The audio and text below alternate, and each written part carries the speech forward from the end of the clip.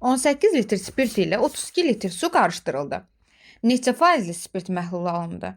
Məhlul məsələlərini həll etmək üçün bir düstur var, onu bilmək lazımdır. Yəni, maddə bölünsün, məhlul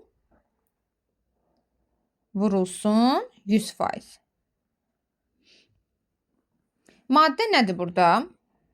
Maddə spirtmi və yaxud şəkər, yəni suya qatılan nədirsə o nəzərdə tutulur. Məhlul nədir? Məhlul isə qarışımdır. Yəni spirtlə suyun qarışığımı, yoxsa şəkərlə suyun qarışığımı? İndi gəlin həll edək. Maddə dedik nədir? Yazarıq.